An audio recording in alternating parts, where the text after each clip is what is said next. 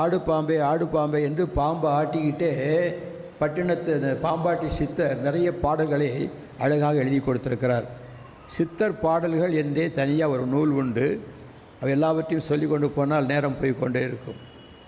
ஆனால் நமக்கு குரு இயேசுவே சொல்லிட்டார், கிறிஸ்து ஒருவரே உங்களுக்கு குருவாக இருக்கிறார். ஏதாவது உபதேச சீர்கேடுகள் உங்களுக்கு சந்தேகம் ஏற்பட்டால் நீங்கள் அவங்கக்கிட்ட போய் கேட்காதீங்க, உங்களை பிரெயின் வாஷ் பண்ணிவிடுவாங்க. உங்கள் போதகர்கிட்ட வாங்க. உங்களுக்கு ஒரு மெய்ப்பன் இருக்கிறார், அவர்கிட்ட ஐயா இப்படி சொல்கிறாங்களே, இதனுடைய தாற்பயம் என்ன?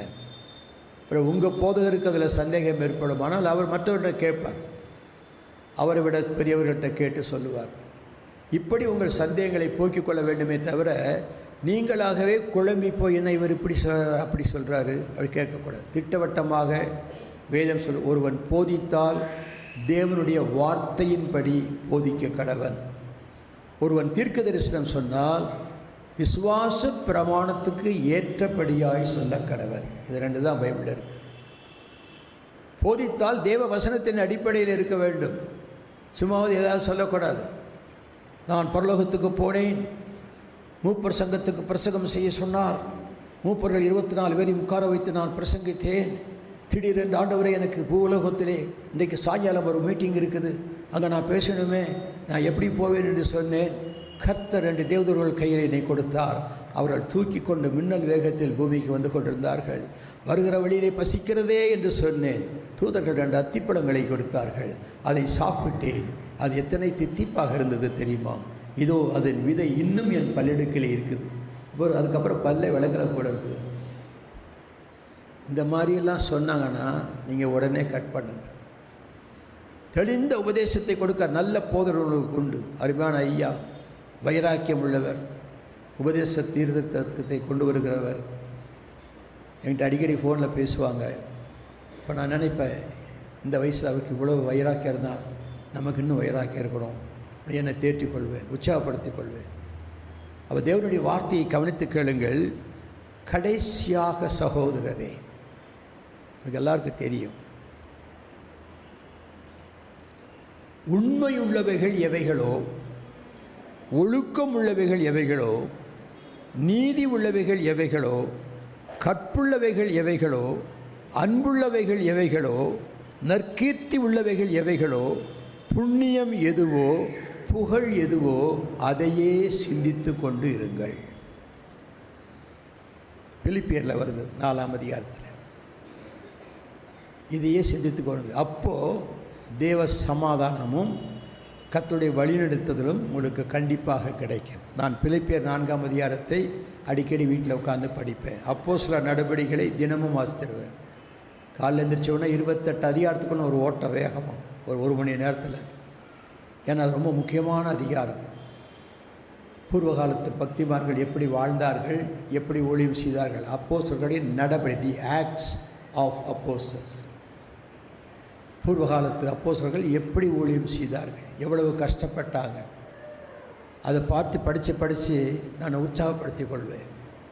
நீங்கள் அதெல்லாம் படிங்க, எத்தனையோ படிக்கிறீங்க, இதையும் படிங்க, நல்லது உங்களுக்கு. சில முக்கியமான பகுதிகள், எபேசியர் 4ஆம் அதிகாரம், கொலேசியர் 3ஆம் அதிகாரம், ரோமர் 12ஆம் அதிகாரம், இதெல்லாம் ரொம்ப முக்கியமான அதிகாரங்கள். உங்களை சரியான குருநாதருடைய வழியில் கொண்டு வரதுக்கான அதிகாரங்கள். தேவனுடைய சமூகத்தில் என்று சொல்லுகிறேன், ஆராதனைனா என்ன சொல்லுங்கள். ரோமர் 12:1 சொல்லுங்கள்.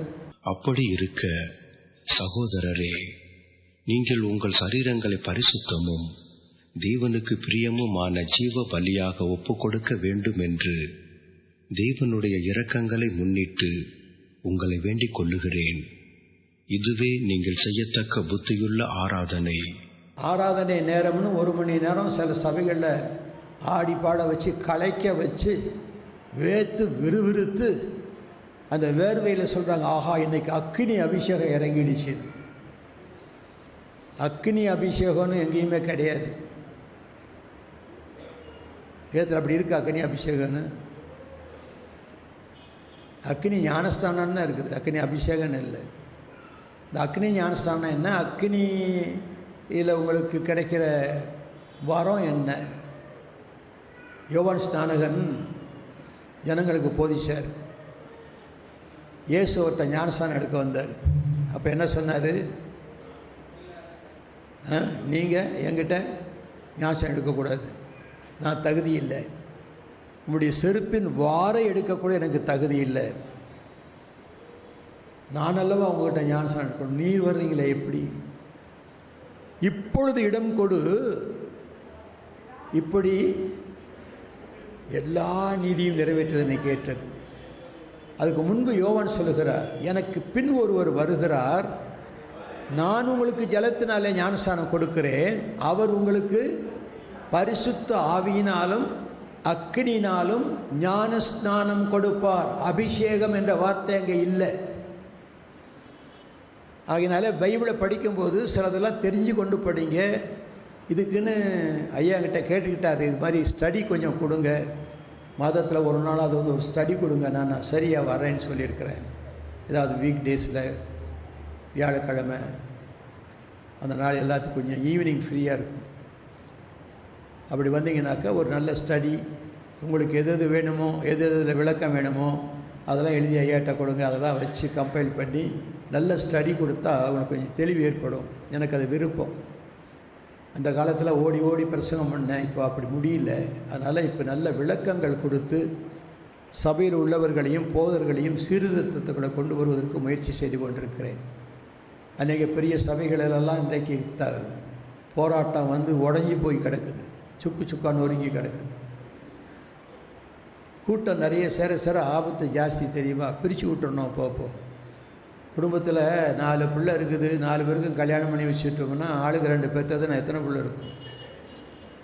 8 இது ஒரு 4 12, நம்ம அப்பா அம்மா 1 14 பேர். இந்த அப்பா வேறு வீடை பார்த்துட்டு போப்பா, உன் குடும்பத்தை கூட்டிகிட்டு தனியாக போயிரு, அப்பப்போ வந்து பார்த்துக்க, போதும் நாங்களும் வந்து பார்த்துக்குறோம். கூட்டம் அதிகமாக, இடம் நெருக்கமாக இருக்குது, நாங்கள் நமக்கு தனித்தனி கூடாரம் போடுவோம்னு சொல்லி எலியாக்கிட்ட கேட்டாங்க. சரி போய் போடுங்கன்னாரு. நீங்களும் வர வேண்டும். ஐயா நாங்கள் தனியாக போகிறோம், தனி குடித்தனம் போகிறோம், ஆனால் நீங்கள் தான் வரணும் கூட, நீங்களும் வரணும். சரி வர்றேன்னு போனார். ஒரு கோடாலி காணாமல் போச்சு. வெட்டிக்கிட்டு இருக்கும்போதே உருவிட்டு போயிடுச்சு. வெட்டிக்கிட்டு இருக்கும்போது எப்படி உருவிட்டு போகும்? ஒரு ஆலோசனை, வெட்டிக்கிட்டு இருக்கும்போது எப்படி உருவிக்கிட்டு போகும்? சொல்லுங்கள், சத்தமாக தான் சொல்லுங்களேன். கையிலேருந்து வலிக்கிட்டா கோடாலியும் வெளுக்கலை, அந்த இரும்பு தூண்டு தான் போயிடுச்சு, கையில் கம்பு இருக்குது. எப்படி? அதுக்கு வச்ச ஆப்பு கலண்டுக்குச்சு. ஆப்புக்கு தான் உங்களுக்கெல்லாம் நல்ல ஆப்படிச்சு விடணும். அந்த ஆப்பு கலண்டுக்குச்சு தான் காணாமல் போயிடுவீங்க. அப்போ அந்த மாதிரி வேதத்துலேயும் சரி, வாழ்க்கை நெறிமுறையிலையும் சரி, எது எது டைட்டாக இருக்கணுமோ அதெல்லாம் டைட்டாக இருக்கணும். எந்தெந்த காரியத்தில் நீங்கள் லூஸாக இருக்கணுமோ அதில் லூஸாக இருக்கணும். டைட்டாக இருக்க வேண்டிய காலத்தில் லூஸாக இருந்துட்டு லூஸெல்லாம் போட்டு டைட் பண்ணிக்கிட்டு, இதுதான் ரொம்ப பிரமாதம். சில பேர் பூ வைக்கக்கூடாது, அது பாவம், அப்படி போட்டிருக்கா எங்கே ஆகிடும் பைபிளில். பூ வைக்கக்கூடாது, இல்லை பூ வைக்கலான்னு போட்டிருக்கா, அதுவும் போடல. இவங்களாம் அவனை புதுசாக உண்டாக்குது. நகை போடக்கூடாது.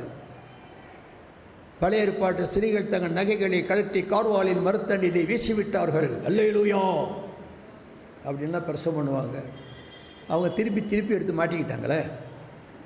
அந்த நேரம் கழட்டி போட்டாங்க போட மாட்டோன்ட்டு, அப்புறம் திருப்பி மாட்டிக்கிட்டாங்க.